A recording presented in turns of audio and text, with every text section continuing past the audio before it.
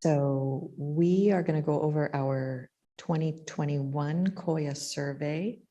And Jane is already giving you a little spoiler alert, problems revealed in COIA 2021 survey on governance in intercollegiate athletics. Maybe somebody can grab my other computer just in case we have questions. So yeah, more spoiler alert. But let me get into the survey first. So in 2021, we sent out a survey to all our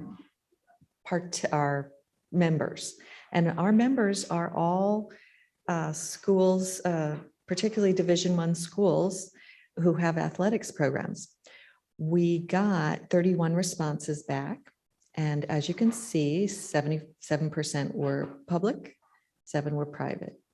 So as we got into it more, our first question was, do our first question was, do you have an athletics governing board or similar committee?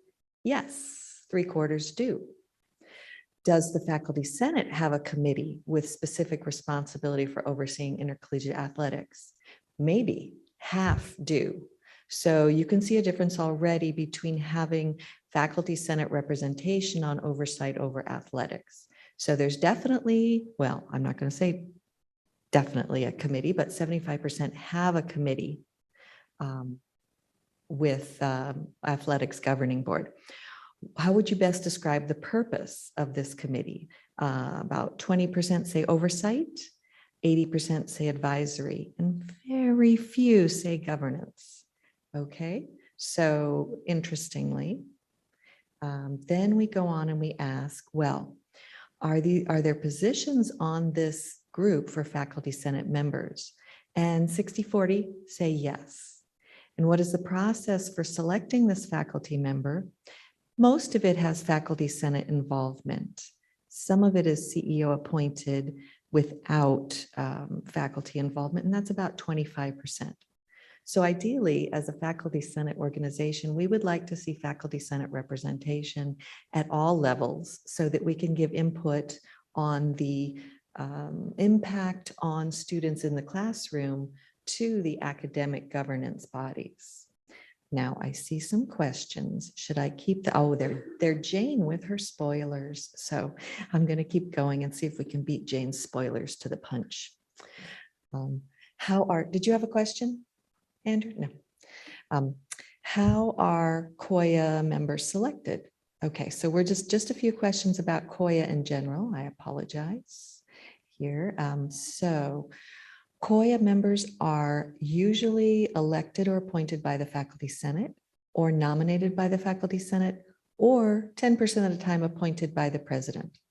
So usually we, being part of the faculty senate body, are elected or appointed by the faculty senate. And what is our role on the faculty senate committee on athletics?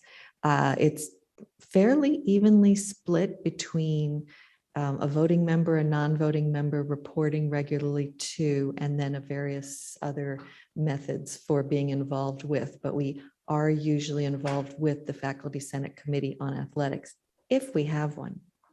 Does your COIA representative provide information to the faculty senate or other governing body? And 80% of the time we do. So ideally, we would like to be placed in our position by the faculty senate, integrated with the faculty senate committee on athletics, if there is one, and we would like to report to the faculty senate or other governing body. So what's the deal with the FAR? So the process of selecting the FAR, some of us work really well with our FAR hand in hand, and some of us don't. So we were curious about how institutions elected their FAR, or appointed their FAR, or chose their FAR. So in about 20%, they're nominated by the athletic committee, and in about 40%, they're selected by the CEO without athletics involvement. 10% nominated by the faculty senate, and 15% elected or appointed by now I got to find out what exactly it said there, but I believe it was the governing body. So there's many ways a FAR can be appointed. How long do they serve for? 1 to 3 years in about 30%, 3 to 5 years in about 30%. I think some of those 1 to 3 years have a renewal phase, at least one. And then the largest category here, the 40%, was by the will of the president. So it's a very administratively controlled position, which makes sense because the FAR reports to the president or the governor of the organization. Does the FAR provide information to the Faculty Senate or other faculty governance bodies? Now, here's where we love to see the collaboration, because we need to know things that the FAR knows. And in most of the cases, yes, so 75-25 split, but we would definitely like to see information provided to the Faculty Senate. And when different organizations describe what was shared with the Faculty Senate, they either send 1 written report, 2 written reports, they report verbally to the Faculty Senate, or multiple times report to the Faculty Senate, or a mixture of that kind of thing. So we would like maximal partnership with the Faculty Senate in the role of the FAR. Are there any questions? Oh, Jane put some comments in the chat since she couldn't be heard. Okay, let's see. In most schools report faculty role in 1A governance is advisory, not oversight or policy making. But at the same time, 71% believe oversight on their campuses is adequate, and 74% believe faculty oversight ensures academic fraud does not exist, and rules exist to address allegation of student academic misconduct. Notably, 42% report not knowing whom to contact about academic misconduct. Sure. Furthermore, the FARs are selected by a very closed process in 57% of schools. Okay, so does your campus have written policies and procedures for addressing allegations of academic misconduct by students generally? Perfect score. This is our only perfect score. But yes, all our campuses, all 31 that reported, have written policies and procedures for addressing allegations of academic misconduct by students. Does your institution have a formal whistleblower policy to protect individuals who may come forward about academic misconduct? It's about 70-30. So not everybody. Does your institution have safeguards for protecting student athletes from physical and emotional abuse? Almost all of them. So hopefully by now, all of them do, but we need to have some resources to provide to the groups that said no. Some things they said about these policies: providing reliable information, open and transparent, is important. Annual training is important. Exit interviews, which I know are difficult to do, but they are important. Ombudsman, we heard mentioned this morning, and again, exit interviews, very important. Some of the problems were described as the process is not clear or transparent. There is a checklist, but I can't find it, was what somebody said. Not sure if any. And in our Faculty Senate, we do not have a process for this. So this is an area of improvement for some schools.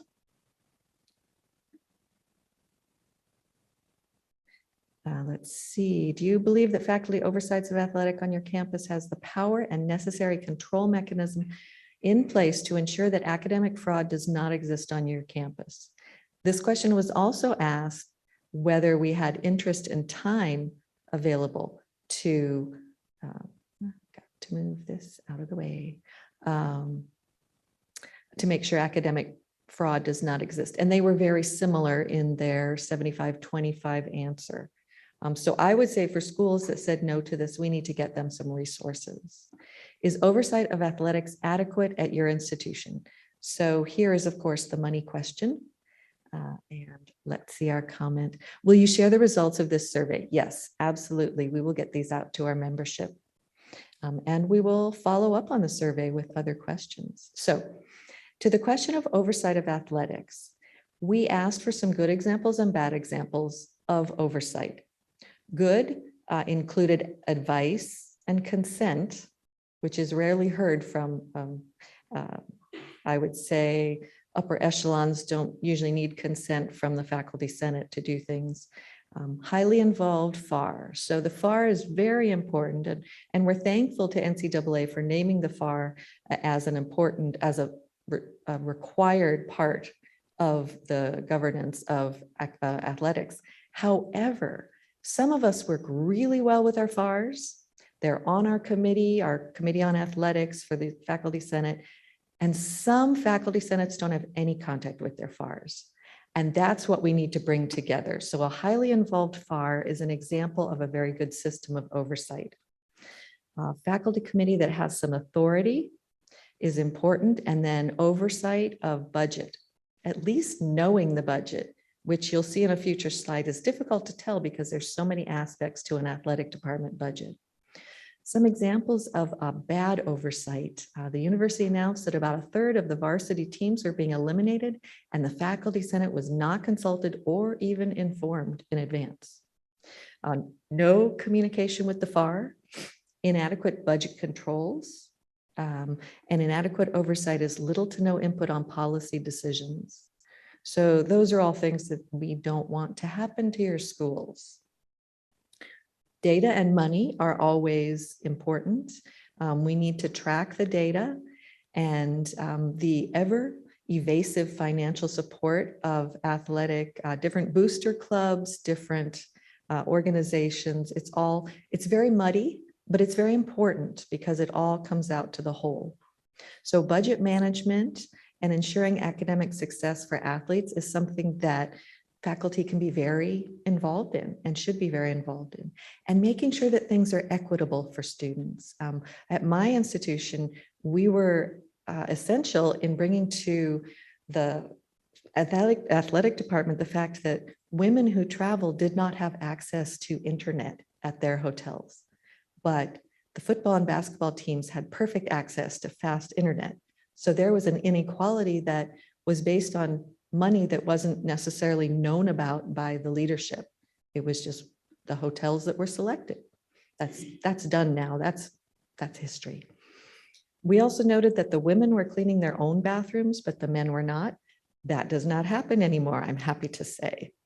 So faculty can be very influential in different things. Communication came up as the most important point. You'll see monthly a lot. We meet each month with the AD, Compliance Director, Student Athlete, Athletic Committee, Student Athlete Advisory Council. That's a lot, but it really helps. Constant communication, open lines of communication, transparent discussions. Something that's very important, I found, is interviews with student athletes. Very helpful. You learn things you would not know. And they trust you. Maybe in some ways they don't. They tell you things they might not tell other people. Like we had athletes tell us about body image problems on certain teams that they weren't going to tell their coaches. Committee on Special Talent Admissions is an appointed faculty committee. So this is best practices here, that the committee that allows in the athletes, now without their SAT or ACT scores, needs to have faculty input. And then again, monthly meetings you'll see there. Balance is important. A 6-member committee with 3 on the faculty senate and 3 chosen by the president is a good example of balance. And then equal distribution of decision-making across different layers, real insight, meaningful say. The governance committee has faculty, staff, and community members, which allows broader insight and works closely with the FAR. So I want to say that more than once because that's a very important topic. Coaches, staff, and student athletes are held accountable for legal and appropriate behavior, and that should be the case everywhere. And I believe, so I wanted to ask everybody this: what does COIA mean for you, and what do you want from COIA? Because we can do research such as this into best practices for faculty oversight. We will put out a white paper this year, revising our past white paper on faculty oversight. We can help communication between schools. If you have a training program that works, maybe I can use it too for my students. If you have a question about something, maybe the group can help you. Staying in the know, we will be sending out more frequent newsletters so that you can hear what different organizations are doing, including from the Senator, from NCAA, from Knight Commission that you'll hear from later. So there's a lot of organizations doing a lot of things in athletics that we will let you know about, and as well as trainings, and then a network of faculty minds for improving student athlete experience, because that's what we all want.